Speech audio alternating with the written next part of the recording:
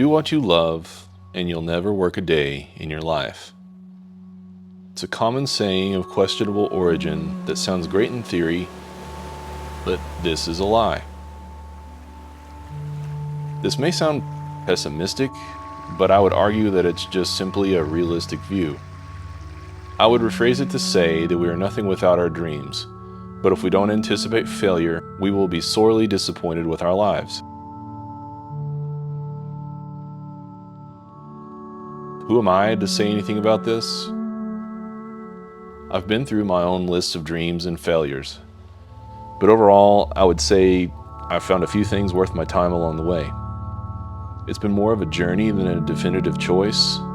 Before we get into all that, let's go back to the beginning.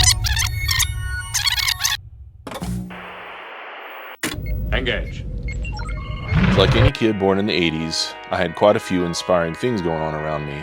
Listing them here just becomes a bucket full of nostalgia. There always seemed to be the overly smart character that could build anything in 5 seconds to save the day. It's fairly dramatic, but I wanted to be that person in real life.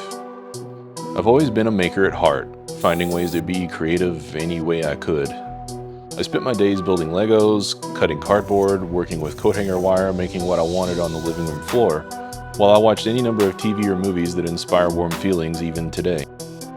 I've always wanted to understand every way possible to make things, every process, every tool. This creativity and making in general has been one of the few constants throughout my life. I've really had a very difficult time figuring out one singular thing to do with my life, and I still do.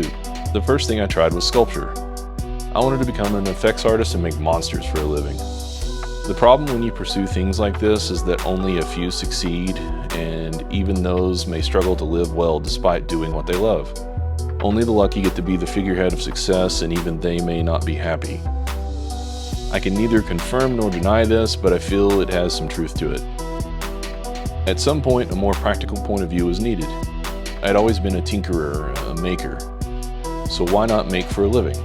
After art, I became a machinist and I learned everything I could about the trade.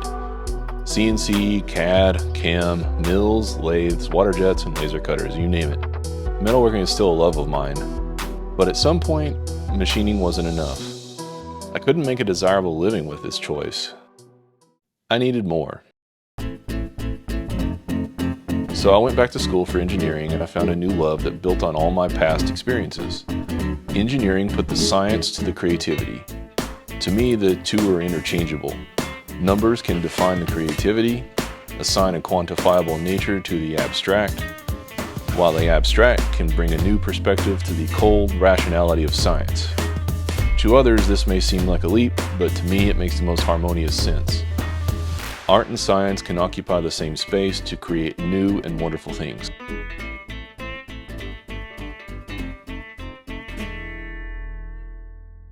After working for over a decade as an engineer, it's still fulfilling, but doesn't quite nurture the creative side as much as I would like.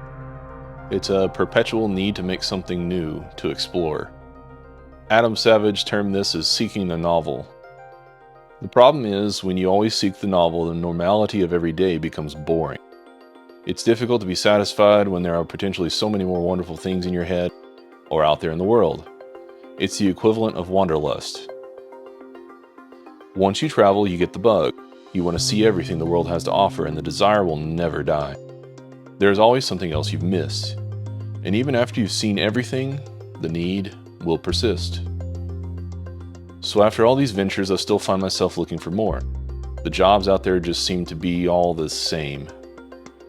The same old corporate atmosphere with the same problems and lack of creative outlets.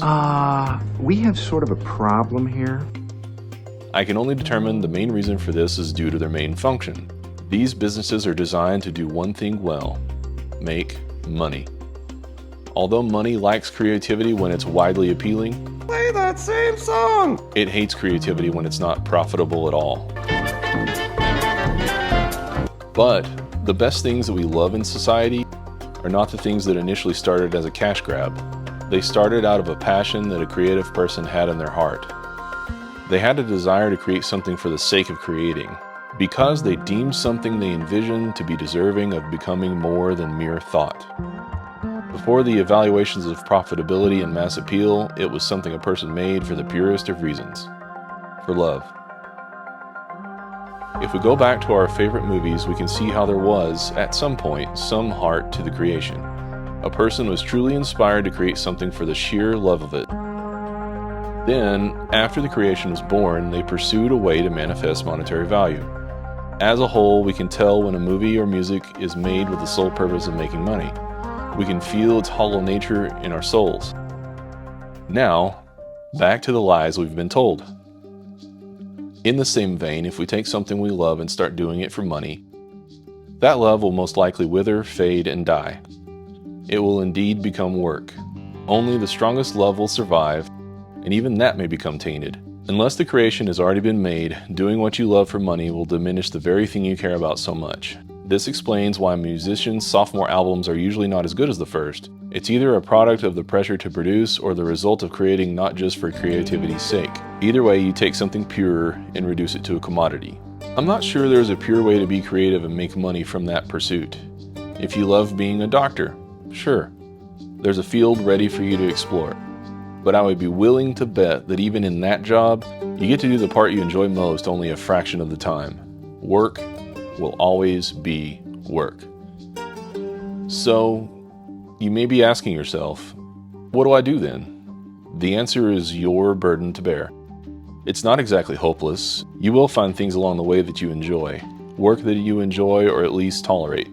You may even find the perfect position that you want to stay in forever and die happy knowing you were successful.